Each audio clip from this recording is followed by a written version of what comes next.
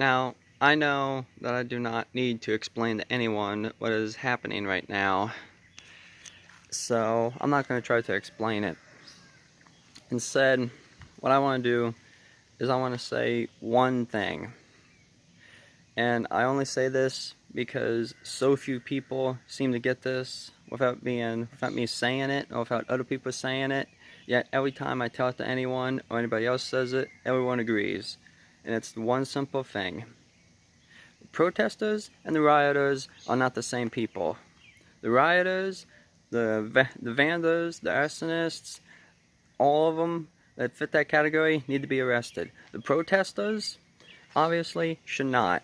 Because protesting is in the Constitution, it's under the First Amendment, it's considered freedom of speech. So therefore, it's protected by the Constitution.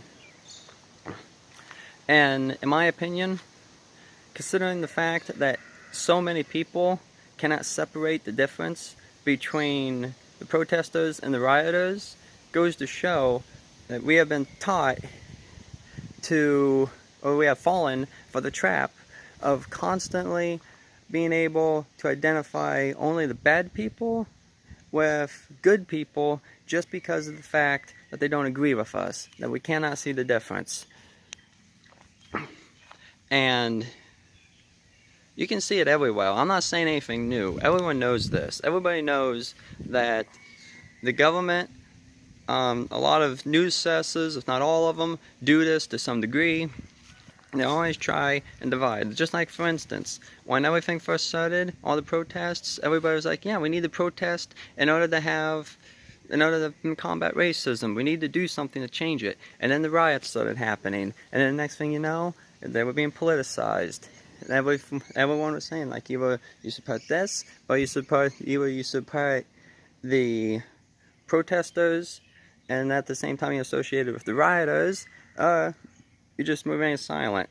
Because it seemed like nobody, or very few people, if anyone, could actually tell the difference between rioters and protesters. And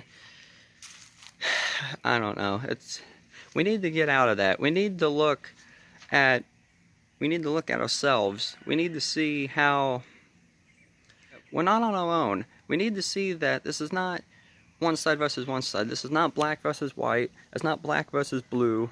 It's everybody versus racism. That's what this is. And from what I've been hearing of reports last night, because I'm actually recording this today as I upload this, or the day that I upload this, that last night, which would have been Tuesday, June 2nd, that it was really quiet compared to the last 4 or 5 nights. That there was a lot less riots, almost nothing but peaceful protests, and at one point, in one city, I'm pretty sure Atlanta, that when one of the protesters actually tried to tear down a street sign, a lot of other protesters actually pulled them down and stopped them, and while the whole time chanting peaceful protest. So I have a feeling that a lot of the riots are over, and now it's just going to be the peaceful protests, or at least that the riots are starting to dwindle. So I have a feeling that that's going to be the status quo from now on, and I really hope so. Because I am against all the rioting and looting. I understand the reason why. And because of that is why I'm supporting the protests. Because everyone's just sick and tired of continued police brutality. I hear about it on the news all the time where I live. From a lot of the times where towns that's nearby, at least within the area, I hear it on the news. Like, I've heard stories of cops killing dogs that were locked in cages because they were barking at them and they claimed that they were scared for their life. So there's a lot of cops, even ones around here, that are just like that, and they do it to everyone, not just black people. But I'm just against police brutality in general. But right now, police brutality against black people is the issue, and it's an issue that needs to be dealt with and should have been dealt with a long time ago. Now, I heard someone say on Twitter, and then after this I'm going to end the video, but on Twitter, I heard someone say that 2020 is not the year to have fun, it's the year of change.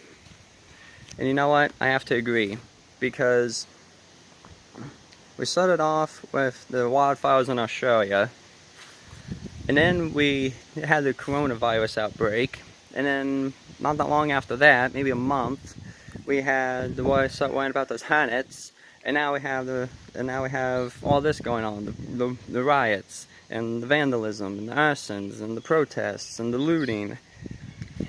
But you know what I've noticed with every one of those so far, except for the protests and looting, and I'm actually starting to see it based off of some of the stuff I read this morning with the protests, is that every single time those things happened, it did not take that long to see people with generous acts, or acts of generosity, however you want to say it.